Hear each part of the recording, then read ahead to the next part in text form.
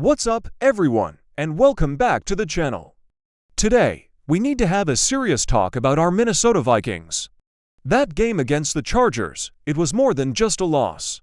It felt like a system-wide failure, a 37-10 drubbing that ripped the curtain back and exposed some really uncomfortable truths about this team. We went into this season with so much optimism, right? A new coaching staff, a fresh offensive scheme, and a sense of renewed energy. But after that game, it's hard not to feel a little bit shaken. Let's start with the most glaring issue, the offensive line. It's the engine room of any great offense, and right now, our engine is sputtering. We saw Carson Wentz running for his life out there. The pressure was relentless. It wasn't just one guy getting beat. It was a collective breakdown. The Chargers' pass rush looked like they knew our snap count. This isn't just about one bad game, either. It's becoming a pattern. You can't run a sophisticated, timing-based passing attack if your quarterback has less than 2 seconds to throw the ball. It completely neutralizes our star receivers. Justin Jefferson and Adam Thielen can be the best duo in the league, but if Wentz doesn't have time to find them, it doesn't matter. This goes beyond just pass protection. The running game was non-existent. Dalvin Cook is an elite back, but he was getting hit in the backfield before he could even get started. When your O-line can't create any push, it makes the offense one-dimensional and predictable. It puts the entire weight of moving the ball on Wentz's shoulders, forcing him into impossible situations. We've invested draft picks and free agent money into this line, but the cohesion just isn't there yet. Are these the right players? Is it the scheme? Or is it a combination of both? These are the tough questions the front office needs to be asking right now, because what we saw on Sunday is not a sustainable formula for winning football games. Now, let's pivot to the other side of the ball, the defense. Coming into the season, we were all excited about this new, innovative defensive scheme. We heard about the complex looks, the disguises, the positionless players. It all sounded great on paper. But what we saw against the Chargers was a defense that looked confused and a step slow. Justin Herbert and the Chargers offense seemed to have an answer for everything we threw at them.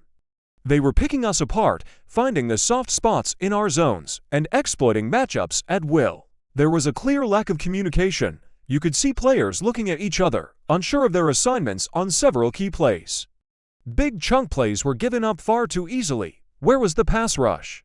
Danielle Hunter and Zadarius Smith are supposed to be a nightmare duo, but they were largely neutralized. Part of that is a credit to the Chargers' offensive line, but part of it falls on our scheme. Are we overcomplicating things? Are we trying to be too clever instead of just letting our playmakers go out and make plays? It felt like our defense was thinking instead of reacting, and in the NFL, if you're a split second late, you're toast. A defense that looked so promising in the preseason suddenly looks vulnerable and, frankly, a bit soft. This brings us to the bigger picture. The stress test of playing 2 games in 5 days, which is always tough, seems to have completely broken down the Vikings' foundation. It revealed a concerning lack of depth and overall fitness. When a few key injuries happen, especially on the offensive line, the whole operation seems to crumble. A truly good team, a contender, has that next man up mentality and the depth to withstand those challenges. Right now, it doesn't feel like we have that. The drop-off from our starters to our backups is significant, and it's showing. This game raised some gnawing questions that go right to the core of this team's identity. Are we a physical team? Are we a smart team? Right now, the answer to both seems to be no. The Chargers outmuscled us, and they outschemed us. It was a complete beatdown in every phase of the game. This isn't just about X's and O's anymore. It's about the heart and resilience of this roster. Can they bounce back from a loss this demoralizing?